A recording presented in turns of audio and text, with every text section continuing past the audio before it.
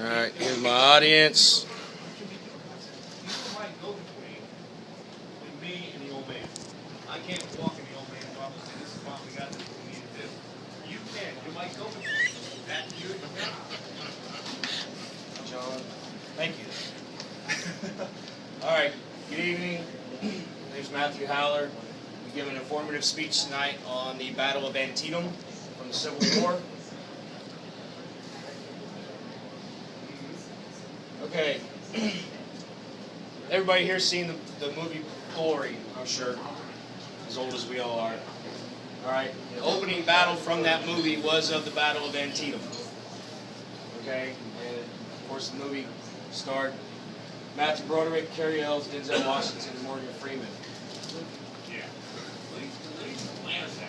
We'll be discussing information and timeline, major commanders of the battle, overall battle schematics, map, artillery at Antietam, and Antietam Medal of Honor recipients, and then we'll summarize.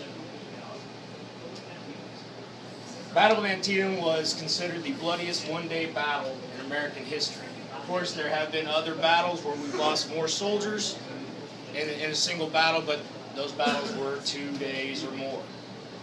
Okay, take risks, Battle of the Bulge. Okay. It happened on September 17th, 1862, near Sharpsburg, Maryland, and it was the second battle in the Maryland campaign. Result, it was tactically inconclusive. It was a draw. However, because General Robert E. Lee withdrew his troops first, they considered it an actual Union victory. The armies that were involved were the U.S. Army of the Potomac, Confederate States of America, Army of Northern Virginia, which was General Robert E. Lee's. And then, of course, General McClellan was in charge of the Army of the Potomac. Timeline of the battle: at dawn, the fighting began. In the early morning, General McLaw's division arrived. 1500, or 3 p.m. for those that don't know what 1500 is. General A.P. Hill's division arrived. 1730, General Lee held council to remain in position, and then at dusk, General Lee decided to withdraw his troops back over the Potomac River. Needless to say, I just barely got past the back blast out the door. Major commanders, of course, again, as I said earlier, Army of Potomac was U.S. Major General George B. McClellan, and Army of the Northern Virginia, Confederate States of the Army, America, I'm sorry, General Robert E. Lee. Now, something that was actually kind of funny about this is General McClellan was a student at West Point, while General Lee was a superintendent and one of his instructors.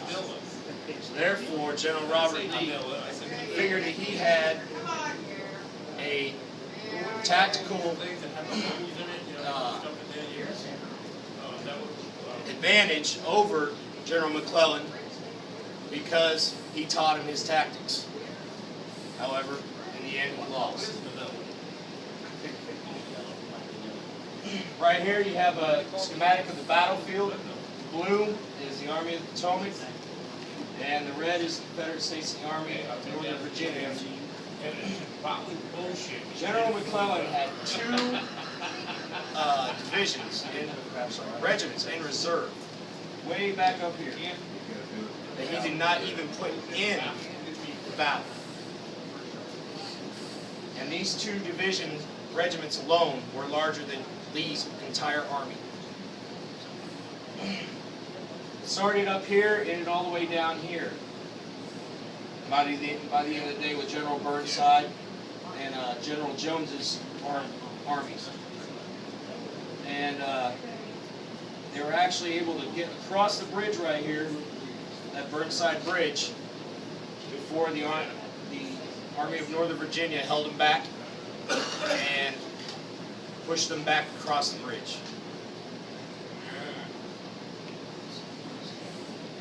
Artillery at Antietam. One of the things about this is there was a Confederate general who stated that they considered this day artillery hell. because over 50,000 artillery rounds were fired, with over 500 pieces of artillery between both armies. These are a couple of the artillery pieces: 1841 model gun, the 1857 model Napoleon, Antietam Medal of Honor recipients. There was 1,520 Medal of Honors awarded throughout the entire Civil War. Okay, 20 of them were awarded at the Battle of Antietam.